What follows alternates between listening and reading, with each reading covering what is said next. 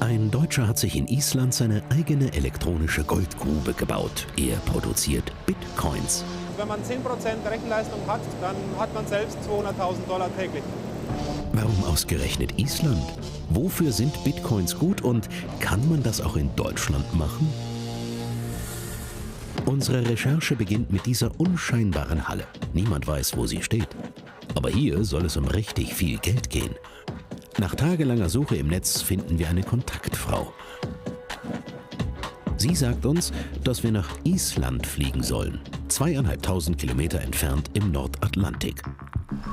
Vor Ort erklärt man uns am Telefon, wo genau wir hinfahren sollen. Und dann stehen wir tatsächlich vor ihr. Das ist die Halle vom Foto aus dem Netz und wir werden erwartet. Schön, dass Sie hergefunden haben. Jetzt kommt doch rein. Der Mann heißt Jakov Dolic, früher erfolgreicher Bauunternehmer. Jetzt betreibt er mit 2 Geschäftspartnern auf fast allen Kontinenten solche Hallen. Was wird uns erwarten?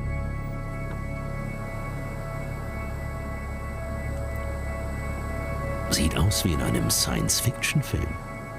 Dazu ein extrem lautes Rauschen. Könnten wir mal Licht machen? Die roten Lichter sind offenbar Kontrolllämpchen für die Versorgung tausender Computer und Rechenkerne.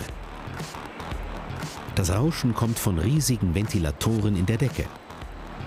Hinter einer Tür befinden sich weitere Computer, die anders aussehen, aber ebenfalls einen ohrenbetäubenden Lärm machen. Sie scheinen irgendetwas zu berechnen. Die Frage ist, was? Ja, diese ganzen Rechner hier haben nur eine Aufgabe. Sie errechnen Bitcoins und andere Cryptocurrencies. Das hier ist eine sogenannte Bitcoin-Mine. Hier wird die Internetwährung hergestellt. Das heißt aber nicht, dass Jakov Dolic hier solche Münzen presst. Die sind nur Deko. Man benutzt sie gern, um Bitcoin zu bebildern. Die meisten kennen Bitcoin als Internetgeld. Weil es unauffällig verschickt werden kann, galt es jahrelang als Währung der Hacker, Drogendealer und Nerds. Doch jetzt will Bitcoin die Welt erobern.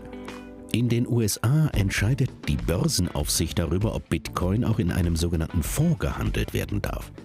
Die Idee dafür hatten Tyler und Cameron Winklevoss. Die Zwillinge waren beteiligt an der Entwicklung von Facebook.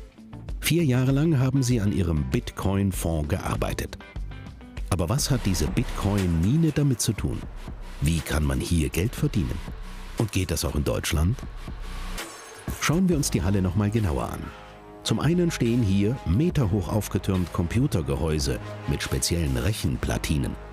Gamer kennen sie als sogenannte Grafikkarten. Sie rechnen besonders schnell. Das sind 20.000 Grafikkarten, die alle gemeinsam zu einem Supercomputer zusammengebaut sind. Im zweiten Teil der Halle stehen zig Schränke voll mit weiteren Spezialcomputern. Wie viele dürfen wir nicht verraten. Sie laufen rund um die Uhr und stecken ihre Rechenkraft direkt in das Bitcoin-Netz. Aber warum? Das Bitcoin-Netzwerk ist ein Bezahlnetzwerk im Internet. Damit kann man Bitcoins hin und her schicken. Das sind aber keine Münzen, sondern einfach ausgedrückt Computercodes. Wer diesen Code hat, verfügt über die Bitcoins dahinter. Man kann die Bitcoins aber auch einfach auf seinem Telefon speichern, um zum Beispiel im Netz Flüge zu bezahlen. Man kann mit Bitcoins auch Computer kaufen. Selbst einige Immobilienhändler akzeptieren Bitcoins. Aber der Bitcoin-Geldfluss läuft ohne Banken. Das sind Computer im Bitcoin-Netzwerk. Sie stehen überall auf der Welt verteilt, genau wie hier in Island. Ihre Aufgabe ist es, aufzupassen. Wenn Tim eine Bitcoin an Sabine schicken will, gucken die Computer ganz genau hin. In einem großen digitalen Buch schauen sie nach, ob Tim diesen Bitcoin vielleicht schon einmal an jemand anderen geschickt hat. Wenn die Computer sehen, dass alles in Ordnung ist, schreibt jeder eine neue Notiz in sein Buch. Von Tims Bitcoin-Konto geht ein Bitcoin an Sabines Bitcoin-Konto. Erst wenn alle Bitcoin-Computer auf der Welt das notiert haben und sich darüber einig sind, darf Sabine den Bitcoin bekommen. Im Netz kann man diese Überweisungen in Echtzeit sehen. Es geht so schnell, dass wir eine Zeitlupe brauchen, um etwas zu erkennen. Welche Person von wo nach wo gerade Bitcoins verschickt, wird nicht mitgespeichert. Und ja, das hier ist eine 2,6 Millionen Dollar Transaktion, von der keine Bank der Welt etwas mitbekommen hat. Die Überwachung der vielen Transaktionen kostet eine Menge Rechenpower. Deshalb gibt es für die Computer eine Belohnung. Aber keine Euros oder Dollars, sondern frische Bitcoins. Die Bitcoin-Belohnung fürs Mithelfen bekommt man auf sein Bitcoin-Konto geschickt. Es ist wie in einer Goldmine, nur dass kein Gold, sondern Bitcoin geschürft wird. Und weil man mit Bitcoin einkaufen kann, kann man es auch gegen echtes Geld tauschen. Bitcoin gegen Euro, direkt aufs Bankkonto. Und wer viele Bitcoins hat, bekommt auch viele Euro. Genau das macht Jakov Dolic. 100% der Bitcoins, die täglich geschürft werden, sind 2 Millionen Dollar in US-Dollar wert.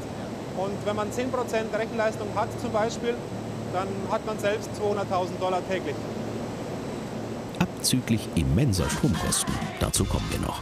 Kann man das auch in Deutschland machen? Einfach ein paar Computer zusammenschalten, Bitcoins schürfen und zu Geld machen? Wir bekommen einen Tipp. Südlich von Bremen in der Kleinstadt Twistringen soll es tatsächlich einen Bitcoin-Miner geben. Sein Name Chris Straube, studierter Betriebsfachwirt. Er will uns seine Ausrüstung zum Bitcoin-Schürfen zeigen, in einer Hütte auf dem Hof. Wir sehen auf der linken Seite ein paar Computerserver, die nichts mit Bitcoin zu tun haben. Aber rechts im Regal liegt auch einer der kleinen Computer, die wir genauso in der Bitcoin-Mine in Island gesehen haben.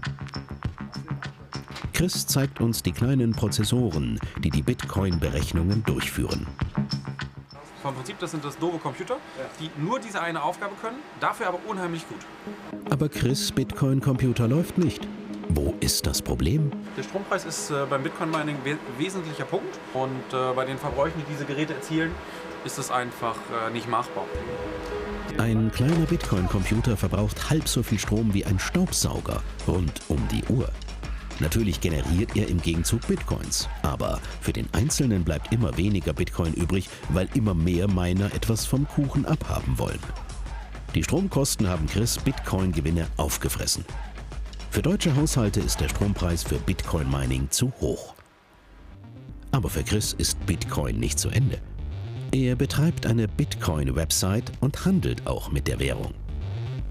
Vor Jahren gab es schon mal einen Bitcoin-Hype. Der Wert stieg so hoch, dass einige Bitcoin-Besitzer zu Millionären wurden. Doch die Blase platzte. Der Kurs ging in den Keller. Jetzt steigt er wieder. Lohnt es sich noch, Bitcoin zu kaufen? Es ist sehr schwer darauf zu antworten, weil kein Mensch weiß, wie sich der Kurs entwickelt. Wenn man darauf Lust hat, sollte man es tun. Wenn man Angst hat, Verluste zu machen, sollte man es lieber lassen. Zurück in der Bitcoin-Mine in Island. Warum steht die Halle mit den vielen Rechnern gerade hier? Island ist sehr interessant, weil der Strom sehr günstig ist. Nicht nur günstig, sondern auch regenerativ. 100% grüner Strom kosten hier knapp 6 Cent die Kilowattstunde. Bei uns fast das Fünffache. In Island gibt es Strom im Überfluss. Er wird mit Vulkanenergie unter der Erde gewonnen. Und Strom braucht die Bitcoin-Mine jede Menge.